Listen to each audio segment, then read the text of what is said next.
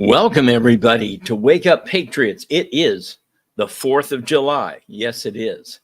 Glad you're out there, and I hope you're having a great barbecue or whatever. Let me just make a point real quick about the 4th of July, and especially about the Declaration of Independence. I want you to think about this. We were declaring that we had the what? The rights of Englishmen, right? Isn't that interesting? But where did the Englishmen get their rights? The Declaration says from God. So although we were declaring the rights of Englishmen, we were declaring the rights of Englishmen from God. I just thought you'd find that interesting. I had never thought about that until recently.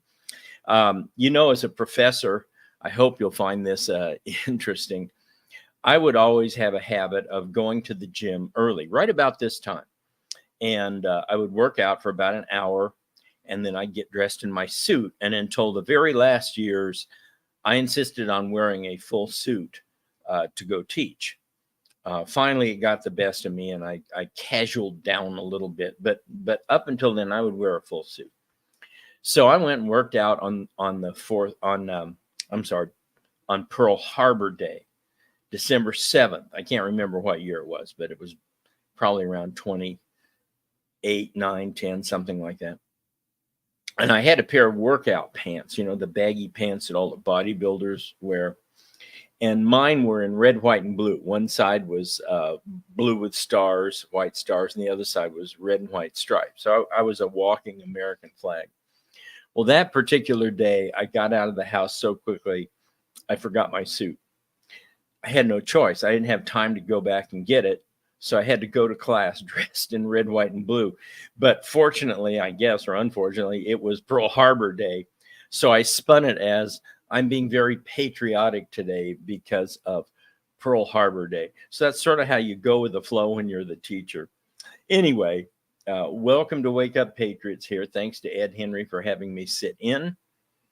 And man, it's been a busy week since we talked last week. If you remember last week, I gave President Trump some debate suggestions. Didn't need them. Didn't need to announce a VP candidate at the debate. Didn't need to use this convicted felon line because Biden only used it one time himself. In fact, one wag on Twitter or X suggested that Trump should have just ceded his entire time and let Biden just mumble on and ramble on. Suffice it to say, this, but I'm just kind of recapping the week. It was a disastrous week for Biden after that debate. I've watched a lot of debates. I've not seen all of them, but I've watched a lot. I have never seen anybody get so badly pummeled as Biden was in that debate by President Trump. It was almost like a baby seal clubbing, but the seal was so onerous and disgusting that you were rooting for the clubber. It was bad. So what's the fallout? The fallout was massive. And again, I'm just kind of recapping the week for you. For about 4 or 5 days, there was a media coup attempt. That's really the only way you can describe it. The journalists, particularly at the big three of The Hill, Axios, and Politico. Remember what I told you about these three. They are the official Democrat Party mouthpieces, not necessarily Biden's mouthpieces. They're the mouthpieces of the Democrat Party. So when you see a story in The Hill or Axios or Politico, there's only one way it gets there, and that is it has the blessing of the Democrat Party. This is a message they want to get out. So very clearly, there was an attempt at a media or journalism coup to get rid of Biden. Now, part of this is the bubble in which these guys live. There was a story out there, maybe you saw this, about a Hollywood watch party for the debate in which Rob Reiner was actor. I know he hasn't been in anything for 60 years, right? All in the Family was the last thing he was in the 70s. But he was screaming. He was just yelling and screaming. And Jane Fonda, good old Hanoi Jane, was crying. I mean, this is, and of course you had Bill Maher out there saying it's over. The race is over. Biden's going to lose. And so part of the journalism freakout was the fact that the Hollywood types, whom they interact with a lot, were freaking out. So there was an attempt at nothing less than a journalistic coup. They had a few allies in Congress. They had a few allies in the Senate, not many. But you saw the opinion pieces, the editorials, New York Times, the Atlanta Journal-Constitution, or as the great Rush Limbaugh used to call them, the Atlanta Urinal Constipation. Most recently, the Boston Globe. These are influential papers, and they were calling for Biden's ouster, to remove him. Now, understand, we'll get into this in a minute. It's just not that easy. It is really, really difficult, but that doesn't stop him. So after about Monday or Tuesday, with the exception of this Boston Globe editorial that came out, I think yesterday, after about Monday or Tuesday, you started to get the leaks. There were leaks from Politico, Axios, The Hill, who ran all these insider stories. So you might remember this one. Remember the 10 to 4 story? The Biden can only function or operate from the hours of 10 in the morning till 4 in the afternoon. And God help us if the Chi-Coms attack us at 4:15. It's just sick. I mean, it's funny, but it's totally sad and terrible. But anyway, they ran that story. Then they had the story about Biden's mean to his staff. Did you see that one? They were arguing that he's just terrible to his staff, and the staff has to walk on eggshells and present him with stuff that they know he will accept and like, So, and I don't doubt either of these. I mean, I'm not saying either of these is wrong. Don't get me wrong. I'm saying, why now? Why are they coming out now? They've had this for 2 years, 3 years. They knew this for 3 years. So it's very clear that this was a journalism coup, an attempt by the papers, the elites, the writers, and some of the staffers to unload Biden. Now, the worst leak of the week, that's rhyming there, right? Leak of the week. I'm sure a rapper could do a lot with that one. The worst were the internal memos. One in particular, of polling showing Biden getting clobbered across the country. He lost all of the Midwest states, Iowa, Ohio, Wisconsin, Michigan, Pennsylvania, Minnesota, in this particular internal poll. And he was either losing or tied in places the Democrats should win, such as New Jersey, Maine, New Mexico, and was barely ahead in a place like Colorado and Oregon. So this was devastating. And I don't doubt that the poll was real. I think it was a real poll. My friend Seth Keshel, by the way, you should follow him on Substack. His name is Seth, S-E-T-H, Keshel, K-E-S-H-E-L. And I think he has a Substack called The Captain's Corner by Seth Keshel. But look him up.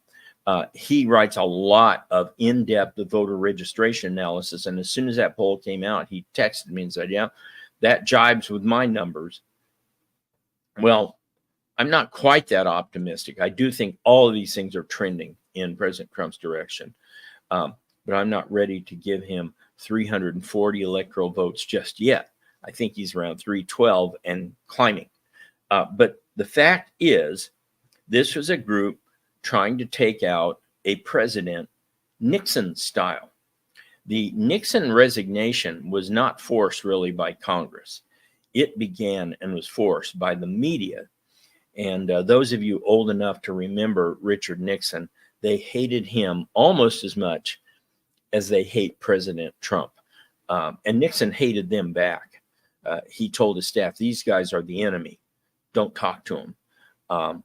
And it was particularly acute after 1972 when Nixon just smashed McGovern and beat him. I think McGovern carried one state in Massachusetts and District of Columbia, I think. Nixon won everything else, just utter humiliation and embarrassment. And the great historian Paul Johnson wrote in his book, Modern Times, he quoted a Washington editor who said, we've got to make sure nothing like this ever happens again. There's got to be a bloodletting. And of course, he's talking about the Nixon administration. We got to make sure we get him out. This can't be allowed to stand, that he won a popular election. And they had the same ideas after 2016 when President Trump won. And you remember the one guy saying, we've got to make sure that we go after all these guys. They can't ever do this again. So this is how they feel when they lose an election, particularly a bad or humiliating election. So part one is we had an attempted media coup by about Tuesday or Wednesday of this week. And it wasn't happening. On Sunday, Biden's family met at Camp David, strangely enough, not in Delaware. And guess who was invited? Hunter, the alleged crackhead. Now, you know things are really bad when you've got to ask policy and campaign advice from a guy doing crack cocaine. But anyway, they met Sunday, and apparently they decided to ride this out. They thought they could ride it out and beat back this effort. And Biden had a call yesterday with a bunch of governors in which he said that he was going to fight and he was going to come back stronger than ever and so forth. And apparently Barack Obama called Biden sometime around Saturday and said, hang in there, Joe. But privately, he was telling people, Joe's got to go. He's just out of it. So that's typical Obama, right? But so that's what happened up until, I don't know, about Monday or Tuesday, was that the Biden family decided to hang in there, and the journalistic part of the coup failed. Then came the actual polls that weren't these shock polls that hadn't just hit overnight. We're talking about real pollsters like New York Times, CBS, Richard Barris, and others. And they were just as bad. They were really horrible. Let me see if I can give you some numbers here.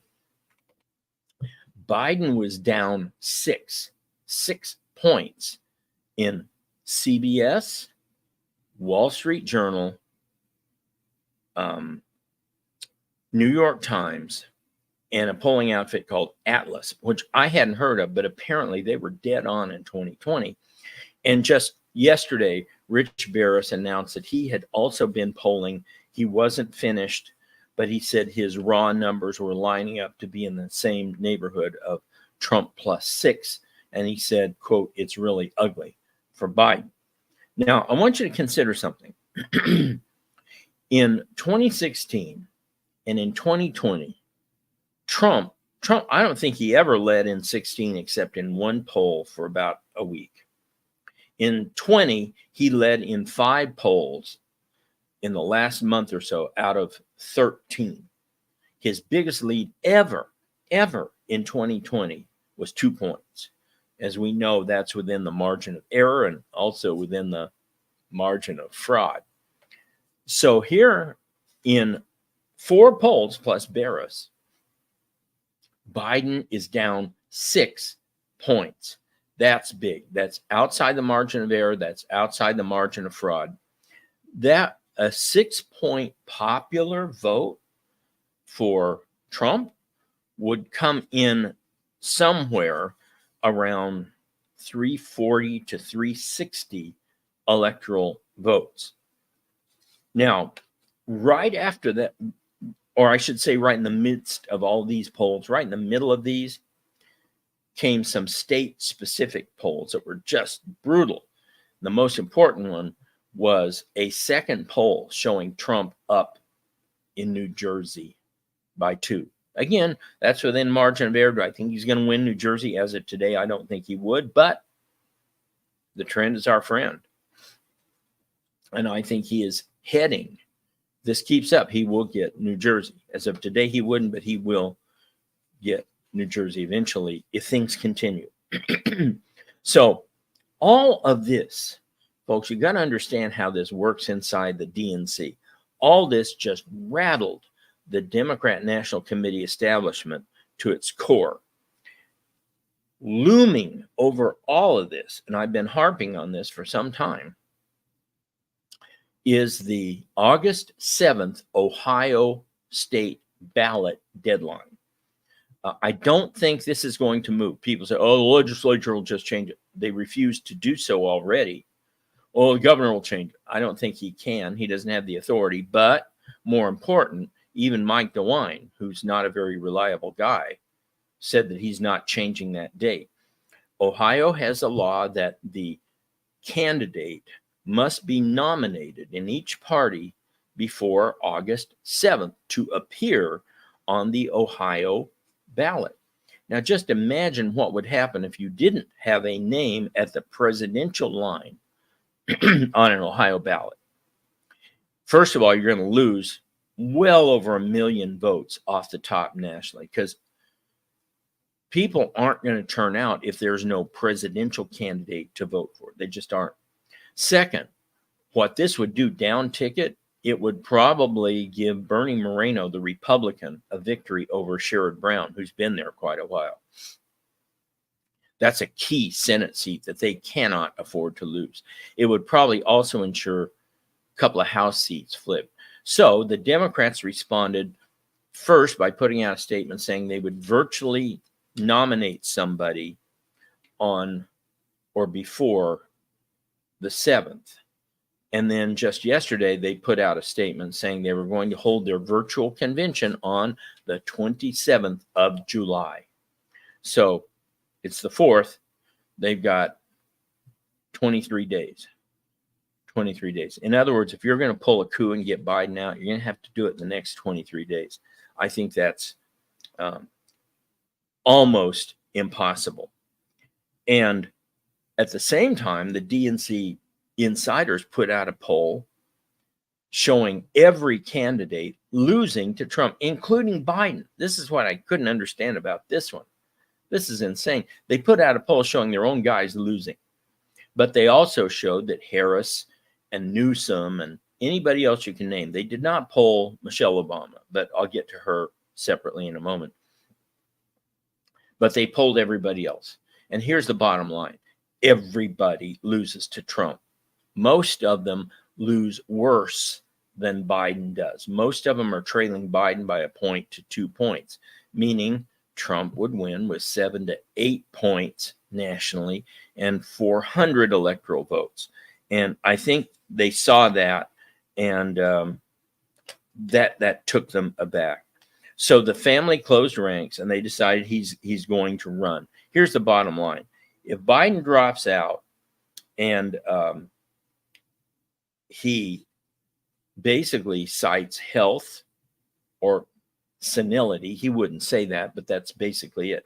If he drops out because he's unfit to run, how in the world is he still fit to be president?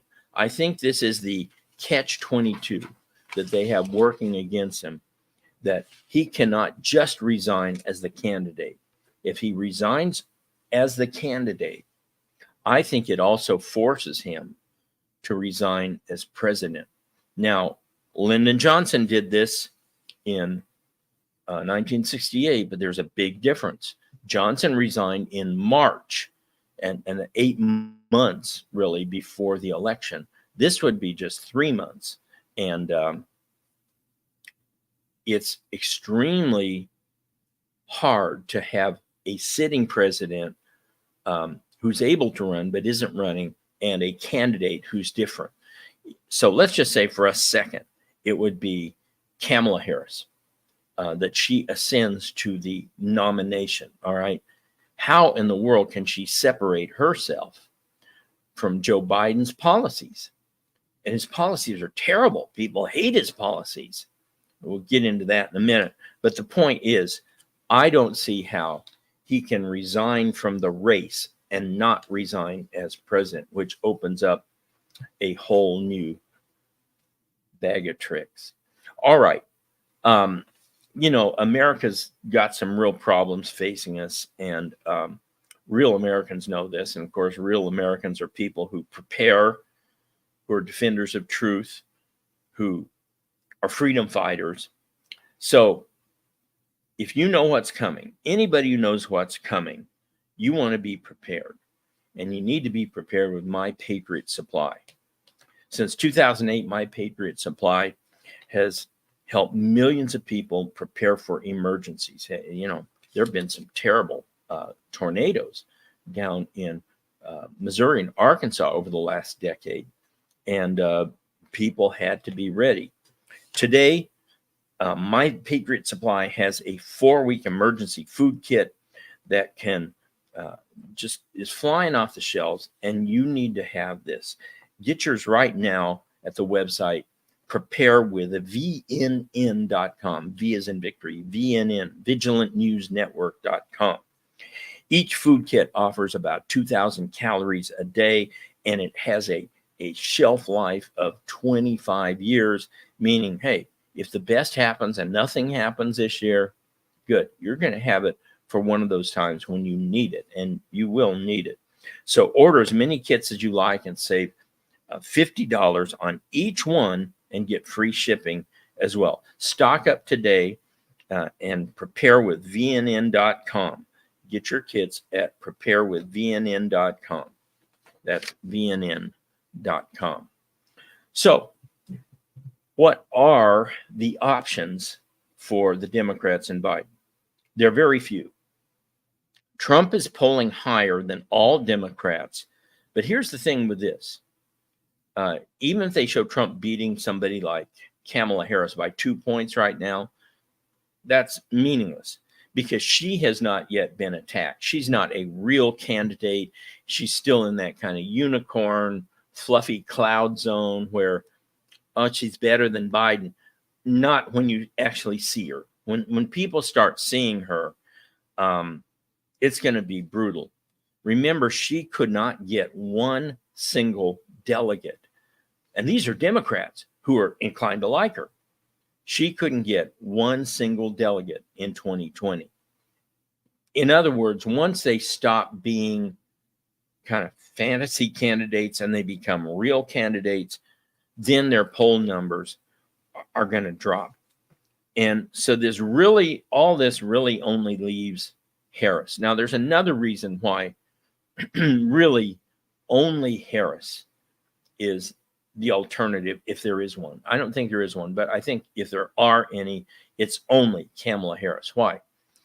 Because Biden wisely set up the campaign fund as Biden-Harris campaign fund. I didn't know this till earlier in this week.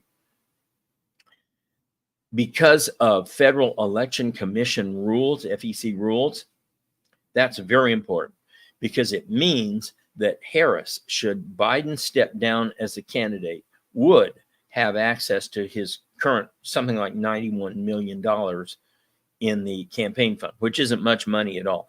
Trump raised $331 million last quarter, beating Biden by about $80 million again. 2 months in a row, he's just pummeled Biden in fundraising. And the challenger's never supposed to do that. So one good thing of having Harris replace Biden is that she would actually have access to campaign funds. Someone else, say Gavin Newsom, say Pete Buttigieg, say whoever else it is, and these are nonsensical suggestions, but anybody else would have to start from scratch raising their money. And that kind of brings us to the donor stories. I didn't get into these, but the donors were absolutely freaking out after that debate, and they were just screaming. It reminds me of a Hollywood friend who they didn't know he was a conservative. And he was given an invitation, and it was one of these mandatory type invitations to go up to one of the big Hollywood types houses for the 2016 election watch party. And he said he got there and already Florida was gone, and the company, because it's West Coast, there's 3 hours difference. And he said people were very, very nervous. And then when they called Wisconsin for Trump, and that one of the big donors was up in this guy's face screaming, "You got me to put in $1 million this week and she's gonna lose." Right. Same thing's happening here. These donors are absolutely freaking out because their money is just gone. I mean, it's going away. And another donor said that they are shifting all their money to the House and Senate races. But they've got problems there too, because as Biden pulls down the whole ticket, it's going to be harder and harder for a lot of these Senate candidates to win. I have predicted, I think this is going to be the case, that Ohio, Montana, Arizona, maybe Maryland will be very tight races. And if Trump wins by 6, I think he'll pull over at least 2 or 3 of those candidates. The one that troubles me the most is Sam Brown out in Nevada. Trump is now up in the latest Nevada poll by 10, and yet Brown is down by 8.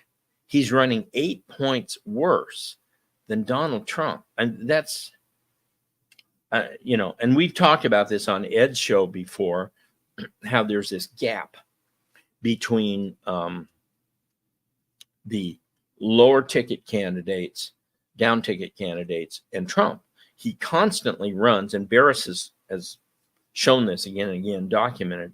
Trump runs about 5 points better than the generic Republican. A lot of reasons for that. One, he connects to ordinary people in a way the Republican Party so far does not. 2, Trump has earned their trust. So far, the House of Representatives and the Senate have not. So guilt by association. So all of this kind of leaves Kamala Harris as the only legitimate person to take over the race. Now, there's a lot of things about this. I know some of you say, well, what about Michelle Obama? Oh, she could beat Trump. A, no, she couldn't. But B, just yesterday, she came out with a statement saying she had no interest in politics and said, and I quote, "It's not in my soul." And I know a lot of you are thinking, wait, Michelle Obama has a soul? No, I'm just kidding. So she has never wanted to run. She's not running. She's out. The Democrats, you're stuck with Biden or Harris or possibly Newsom, but Newsom would be extremely problematic, as I mentioned, because of the campaign finance money. Now, Barris came out, as I said yesterday, with some raw polling numbers. He hadn't finished it off, hadn't weighted everything right, but he said basically it confirms CBS, New York Times, and all the others. Trump with a big lead. And here are a couple of the most interesting numbers from yesterday. Rich said that in the white working class subgroup, Trump is in the 60s. He didn't say if it was low 60s, mid 60s. He said he's in the 60s. Biden, remember, this is Scranton Joe, right? He's supposed to be the working class guy. Biden is at 25% with white working class. Now, how bad is that? Hillary Clinton lost in 2016 with 34% of the white working class. Biden is now 9 points worse than where Hillary was. What about blacks? Well, Trump is now, according to Rich and his polling, is at 18% with black voters. That's double what he got in 2020. And it's actually a little under what most of these other pollsters have him at around 20 to 25%. And third, Barris has President Trump at 45% and climbing with Hispanics. And as he said, these are numbers that Biden just cannot win with. They're not even close to numbers that would give him a victory. So this was some really critical polling. And does Harris help with any of those groups? No. Neither Harris nor Newsom in any way are attractive in the Midwest. Both those candidates would lose Wisconsin, Michigan, and Pennsylvania. They'd get destroyed in Iowa and Ohio, and they would probably lose Minnesota. Harris is black, but she's not black. She's not from the hood. She's a West Indian black. There are ethnic inter-black overtones there. West Indians are not viewed as genuine blacks. And there are even, if you get into Thomas Sowell's great economic work, there are even differences between Jamaicans and Bermudans. You might even remember the old Saturday Night Live thing about the Jamaicans who come here and work several jobs at the same time, right? So Harris and Newsom do not move the needle at all in the Midwest. In fact, they do worse than Biden does in the Midwest. Do they pick up blacks? No. Harris is not popular with blacks. Do they pick up Hispanics? No. In other words, not only are they generically less popular, they are much less popular in the Electoral College, which of course is the final arbiter. And it's going to be pretty funny if President Trump wins the popular vote and a lot of these stupid states that had changed things so that their electors all go to the winner of the popular vote. Are they really, Colorado, I think California, are they really going to give Trump their electoral votes? I doubt it. They'll probably find a way between November and January to change even that so they don't have to give Trump their electoral votes. So back to the big question. How can Biden be the president, be qualified to be president, and not be qualified to be the nominee? And remember this, whoever comes in, if somebody replaces Biden in the next, how long? 23 days. If somebody else comes in, they're going to have to run on Biden's record. And there's nothing out there, not the economy, not foreign affairs, not immigration, nothing that's worth running on. He's destroyed the country in so many ways that whoever inherits his role as a nominee would be tainted with all of his policies and none of the appeal he has still, crazily, in the Midwest. So I think for President Trump, this is the best of all worlds. He can run against Biden. He can run against Harris as Biden. Just kind of a no lose for President Trump. And by the way, many people have commented on how he has kept quiet. He's kept his mouth shut. Well, yes and no, but that's Sally Miles. I know some people don't like Sally Miles. They think she's a corporatist. She's a winner. And she's convinced President Trump, this is the way you defeat Biden. Just let Biden talk. I remember one wag, I may have mentioned this to you before, suggested that Trump should have just ceded his entire debate time and given it all to Biden and let him talk. So that is, I think, the strategy. Let Biden be Biden. He'll destroy himself. All right. Um, everybody wants to get lean. Just the other day, I read a new story about this famous drug that we can't mention that has still more side effects. And, people have issues with weight. We all understand that. People want to lose weight.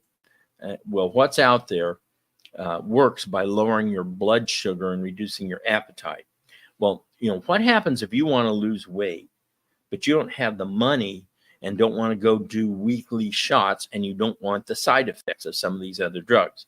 That's why doctors created a weight loss supplement called Lean, Lean, and we have great results. Studied ingredients in Lean have been shown to lower your blood sugar, burn fat by converting it to energy, curb your appetite and cravings. You're not as hungry. You don't put in as many calories. But listen here, Lean is not for a casual dieter. If you've only got 5 pounds to lose, hey, walk more, eat less. But if you need to lose more than 10 pounds, the doctors at Brickhouse Nutrition created Lean for frustrated dieters who need to lose a little bit more weight. So let's get you started with a 15% off, free rush shipping, so you can add Lean to your healthy diet and your exercise plan. Visit leanvnn.com.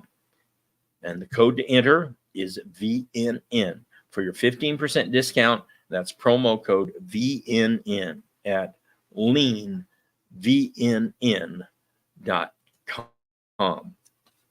Okay. In addition to Trump's incredible debate victory and all of the fallout since then, which has only gone in his direction, we had a bunch of Supreme Court cases last week and earlier this week released. And these dealt another massive body blow, not just to Biden, but to the whole deep state. The most famous one, of course, was the immunity ruling. And I'm no lawyer. My friend Zen Master has given me some tidbits on this. And I listen to Barnes and I read Shipwreck Crew and all these people. Here's the gist of this. The immunity decision said that a president has full immunity from every single presidential official act. Okay. So if he's commander in chief and he gives an order, that's an official act. If he's giving an official speech, that's an official act. If he's consulting with his cabinet or the vice president, that's an official act. So this really cut the legs out from under any Pence testimony or any of the testimony from any of the staffers the President Trump had, because that's considered official. I'm guessing almost certainly that the January 6th speech, where President Trump said to protest peacefully and patriotically, falls under the official category. The Supreme Court further ruled that a president has extensive, not unlimited, but extensive immunity on many other acts. Well, what are those other acts? Well, these would be acts that fall in the gray area between a personal act and a public act. For example, it's pretty obvious that you can't go murder your wife in the Oval Office and claim official immunity. But if somebody uses this example, if you decided your wife was a terrorist and you declared her a terrorist and you told the CIA to go get her, that would be an official act. So it's a murky zone. I understand that, but it has to be by necessity. Then there are unofficial acts, and presidents do not have immunity from those. And that's the example I gave you before, somebody committing an outright crime that isn't a part of the presidential duties. What does this all come to? The case is remanded or sent back to Judge Chutkan in Atlanta, because she is the focal point of this stuff, because her trial was really the insurrection trial. It does apply to Jack Smith, or as I call him, Count Dooku, You ever notice how he looks like Count Dooku in the Star Wars movies? And it may, this is still a matter of debate, may apply to some elements of his New York trial. There's some, including Robert Barnes, who argue that because the money was kept on the books, was first entered after Trump became president, it's an official act. We'll see. Well, the upshot is, number one, this has permanently delayed these trials. Lawrence Tribe, all the liberals on Twitter, Mark Elias, Mr. Lawfare himself, they all came out freaking out that this meant there would be no trial before the election. I think already there was going to be no trial before the election, but this ensures it now. Second, this is being sent back to Chutkan, and she's going to have the prosecutors go through every single charge and every bit of evidence and X out everything that could remotely be called an official act, because the soups, Alito in particular, made it very clear, don't you send us another bag of this garbage that has all of these unofficial acts in them, because we'll slap you down hard next time. So that alone is going to take months and months and months. Why is the delay important? Well, not only does it push it past the election, but when Trump is elected, everybody knows his Department of Justice, unless he crazily puts in Jeff Sessions again, his Department of Justice is going to remove all these cases, just kill all these cases. So the insiders like Mark Elias and Lawrence Tribe know it's over for the federal cases. Judge Cannon down in Florida in the documents case is a meticulous person, and she seems to be going ahead almost as if she's building a case against Jack Smith and Count Dooku. Obviously, it's still on delay, but the biggest news, I think, came from New York, where Alvin Bragg, or as I call him, Boastin' Bragg, Alvin Bragg said he would not oppose a motion to delay President Trump's sentencing till after the Republican convention. What are the implications of that? It would mean that Judge Marchand up there, when he comes to sentencing somebody, President Trump, would be sentencing the official nominee of a major political party and somebody who just happens to be the front runner in the race at the same time. Does that affect him? It has to. I don't know if he's still crazy enough to try to jail President Trump. And none of my sources, especially Zen Master says President Trump won't go to jail. Boom. But he'll try. Now, in New York, when and if such a sentence is pronounced, Trump can appeal, and this appeal presumably keeps him out of jail, that he will not be put in jail while his appeal is pending. And the appeal, of course, will go until after the election, most likely. So all in all, the Supreme Court threw a giant hand grenade into all of these cases and basically killed two of them and may have fatally wounded the third. Okay. In addition to all of this, though, and this was very, very important, the Supreme Court overthrew the Chevron deference. I know this doesn't sound very sexy, but the Chevron deference is massive. It's the basis for the entire swamp, for the entire deep state. And the Chevron deference is this. It's the idea that any agency, the EPA, the IRS, any bureaucratic agency, gets to define its own operating rules and grow and expand as it sees fit. That's what the Chevron deference was. Congress, in other words, would say, okay, we're going to found this agency. We'll call it the Whales Are People 2 agency. And the Whales Are People 2 agency, once founded, gets to decide all of its own ground rules and operating procedures, including arming agents of the Whales Are People 2 agency, which many of these have done. And the Supreme Court now, in many cases, but especially this one, have struck that down. First one, West Virginia versus the EPA last year, they said West Virginia wins. EPA cannot define its own laws and limitations. Then came the Jarkizi case, very important. First, it was ruled in favor of Jarkizi by the Fifth Appellate Court, and this is against the SEC, Securities and Exchange Commission, said the same thing. You guys don't get to set your own operating rules. Now the big one. Now Chevron, which was, I think, called the Loper case, and this had to do with some fishing. It had to do with fishing rights up in Maine, and the fact that the government was stationing agents on board fishing boats to make sure they didn't overfish. And the Supreme Court said, no, you can't do that. That's not in your charter. If Congress wants to give you that power, that's within Congress's breadth, but its authority. But if they haven't, you can't do it.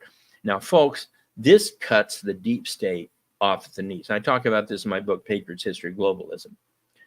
This cuts the deep state off at the knees, because if these agencies can't define their own operating powers, they are severely limited in what they can do. And moreover, Congress can go back anytime we have a Republican Congress and trim back their powers yet again. And of course, we had finally the Fisher case that said that many of the charges against the Patriot Day J6ers don't hold water, and they must be tossed out. Now, there was some word that Merrick Garland, or as I call him, Grand Moff Garland, because he's like that guy in Star Wars, that Garland is going to seek ways to continue to persecute these people. He's just so fundamentally evil, it's sickening. But basically, the soup said you've got to get rid of a lot of these charges, meaning a lot of these people need to be out. All of these cases taken together were just a massive body blow to the Democrats and to the deep state. And coming on top of the Biden debate meltdown and the polling, we got them on the run, folks. They are really on the run. Now, let me mention one historical matter here that I'm going to give you a little history lesson I think you're going to find really applicable. Did you know that we don't have to have a vice president? Let's say that somehow Biden decides to step down. His family convinces him to step down as president, or Harris and others get together and invoke the 25th Amendment and pull him out. Harris becomes president. Did you know we don't need to have a vice president? When John Tyler took over for William Henry Harrison in 1841, there were 3 years left to go on Harrison's presidency. Tyler didn't name a VP. We had 3 years without a vice president. Well, what's the significance of that? Well, all it means is that the line of succession would just devolve to the Speaker of the House, in this case, Mike Johnson. Why is that an interesting thing to consider? It's interesting to consider because Kamala Harris could have no better fire insurance than to have Mike Johnson as next in line. In other words, she couldn't be taken out if Mike Johnson was going to be the president. Another thing to consider is that anyone she might name as vice president has to be approved by the Senate and the House. And Johnson's no fool. He's not going to name any person, allow any person to become vice president who they could then remove Harris and put in, say, Gavin Newsom or Hillary Clinton or somebody like that as president. That's not going to happen. So these are a couple of constitutional and historical things to keep in mind. Now, the Wellness Company, you know them. They've been a sponsor of this show for some time. They're a great company. They provide medical emergency kits. They provide food supplements. Ed's talked about them a lot. I don't happen to have one of their bottles right here. I'd take one of them right now. But you need to look at the wellness company, twc.health wake up. That's twc.healthwakeup.com. And look at all their products. Think of the supplements. Think of the stuff you can do. You know, we're seeing more and more that the vaccinations that we all got as kids, maybe they're not such a good idea. I was never an anti-vaxxer, ever. But I think the last few years have proven to us that we need to be careful and we need to be looking at more healthy stuff and food rather than relying on medicines to get us through the day. That's where the wellness company comes in. All right. Two things. I'm getting into the last segment here. I want to give you a very short little history lesson about the Democrat Party. But before I do that, and I will get a Chiron or a online link for you next time I'm on, we got approval to go ahead and film live stream on November 5th, election night coverage. So I will be handling it along with Ash Epp and Seth Keschel.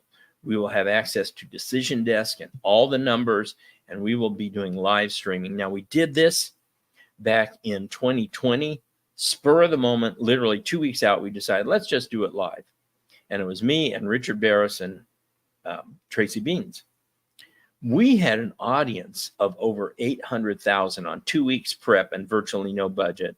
And people were cutting out of CNN and Fox, tuning into our election night coverage. So I'll get you the website link.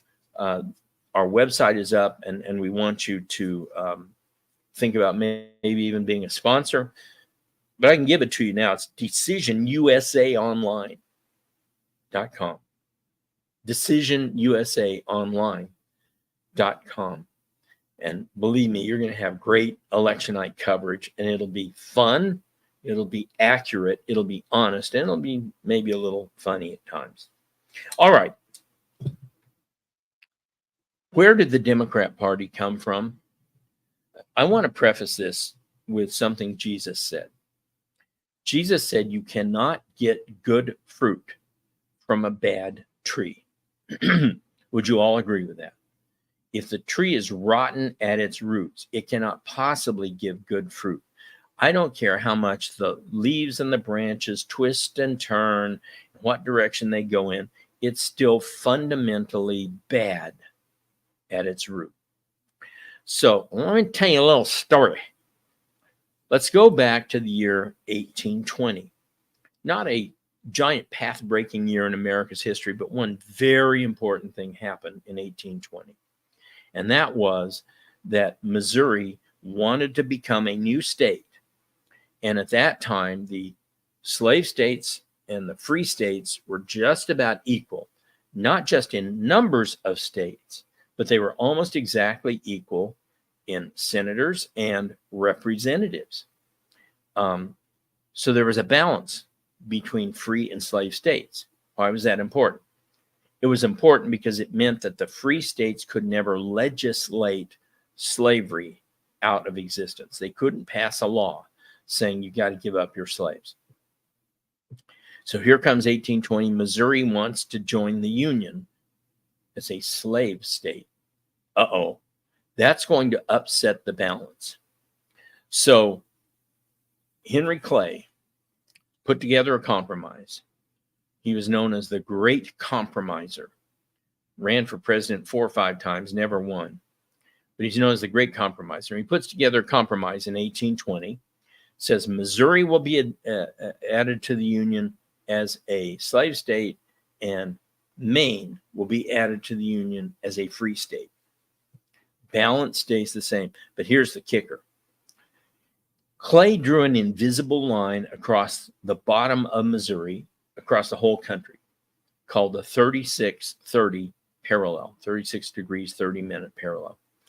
And Congress agreed above that line, Any new territory coming in as a state, and that meant all of the Louisiana Purchase territories, such as North Dakota, South Dakota, Montana, Wyoming, Nebraska, Kansas, at the time, Minnesota, Iowa, Colorado. None of that could be slave.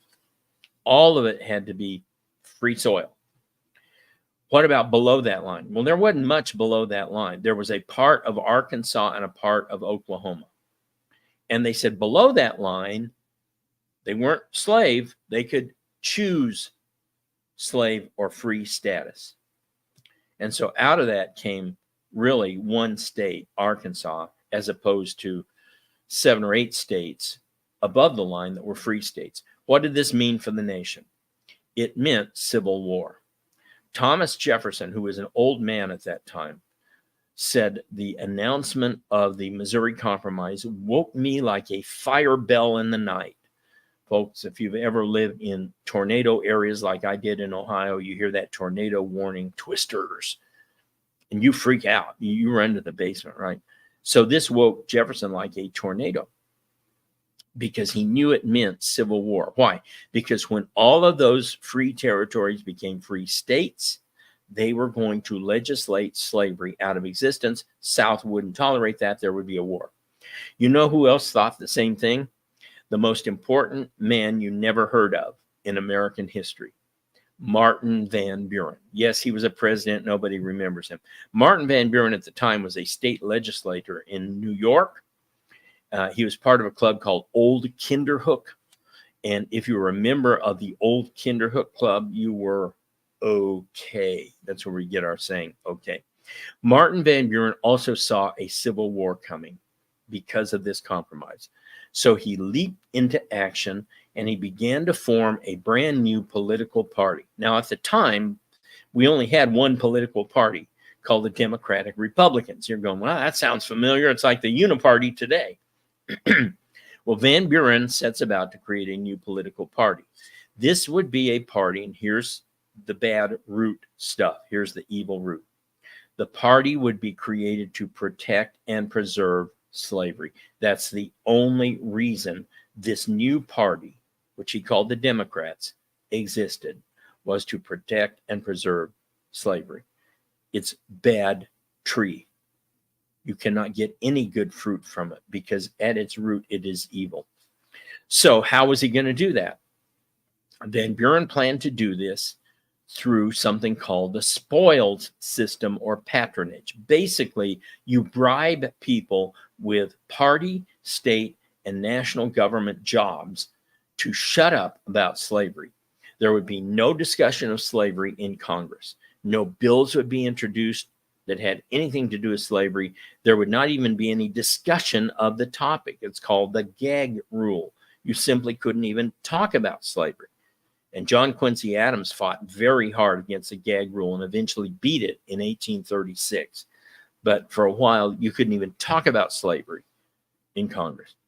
So Van Buren's idea was to bribe people to shut up about slavery and thus avoid a civil war. Good intentions, but a fundamentally evil tree. His other idea was, let's make sure the presidency stays in the hands of someone who is sympathetic to slavery. He knew that no Deep South slave owner could ever get elected again. And in fact, the first true Deep South Southerner we had elected after this time, Jimmy Carter. That's how long this system lasted. But he thought that you could get Westerners, even if they owned slaves, like James K. Polk or Andrew Jackson, elected, because the West had this kind of pure image in the eyes of the American people. So you could elect a Westerner, or you could elect a Northern man of Southern principles. That is a Pennsylvanian or somebody from Vermont who would not touch slavery. And that's exactly how his system worked out. Ever since he created the Democrat Party up until 1860, you had Northern men of Southern principles or Westerners elected president. Jackson, Van Buren himself, Harrison, who died, Tyler.